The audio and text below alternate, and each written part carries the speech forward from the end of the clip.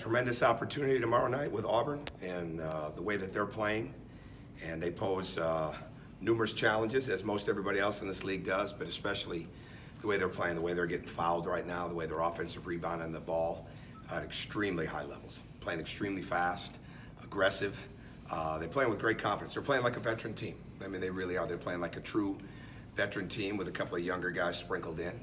And right now, what we've got to do is we've got to be excited about the opportunity. And I think like our turnovers are a great example of where we're at. Our turnovers are coming because we're in a rush.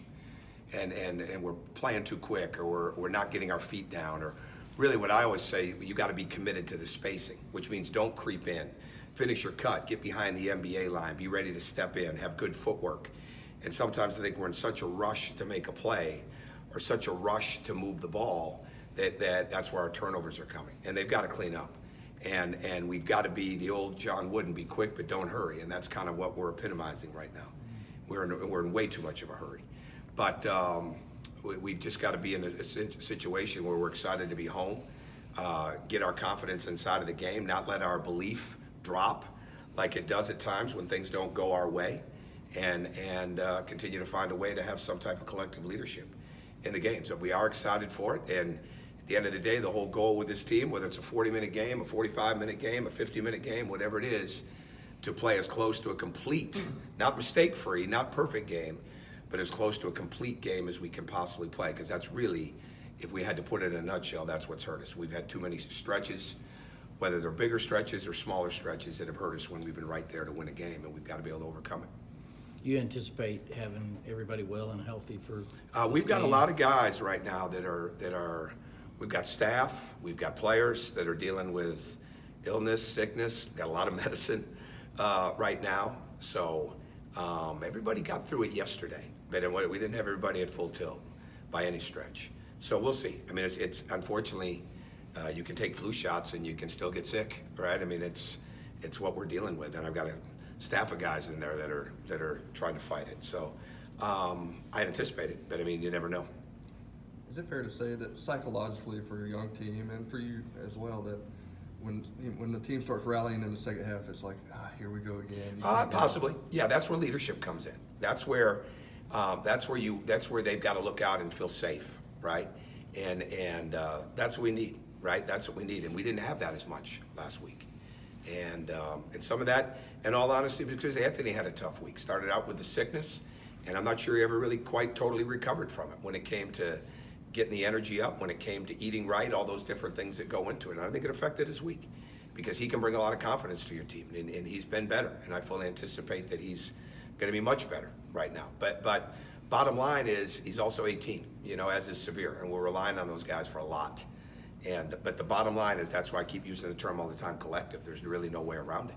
ESPN, we've got to keep building that. I'm sorry, ESPN came out with a new mock draft today, and they actually had him up to 1 in the projected draft for 2020. Is there any shot?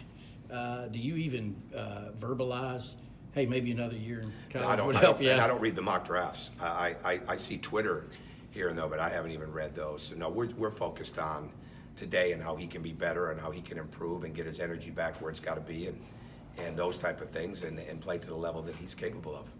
Tumani was saying you've been trying to get him to be more vocal as a leader, all year long. All year long. That's a good point.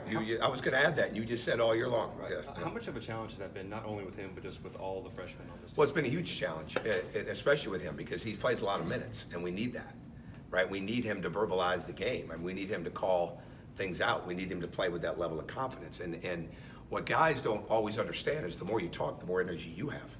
So it's not only you're bringing energy to your teammates, you're bringing energy to yourself. It's an engagement that is there. And I always say, like, you're empowering yourself to be even more of a leader when you talk, right? And that's the bottom line with getting guys to understand that. But there's veterans on our team, veterans across the country, that aren't great at talking yet. And it's something you got to be able to become comfortable with, and then it becomes part of who you are. But it's something that we need from him. We need him to be aggressive. We need him to be able to get to the foul line. I don't think he's had a free throw in the last 5 games. We need him to play with confidence.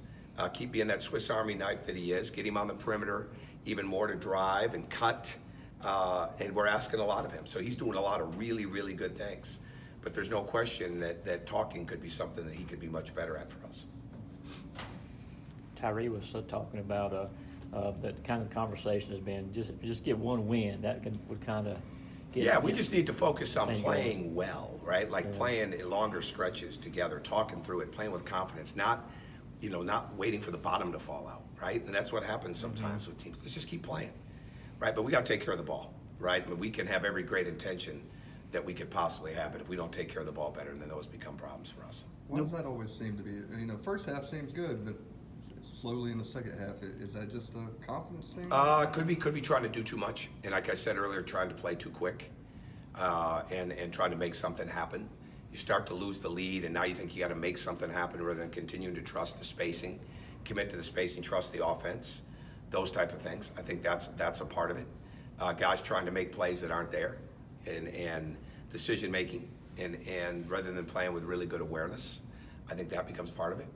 There are a lot of young guys on this team. Do you think any of those second half collapses are due to conditioning? These guys just not being as strong as some of the teams are going against? I mean, well, we know we're not physically? as big and as physical as most of these teams. we play. Cardiovascularly? I don't know if it's that. I think when you start to lose confidence, your cardiovascular goes down pretty quick. Yeah.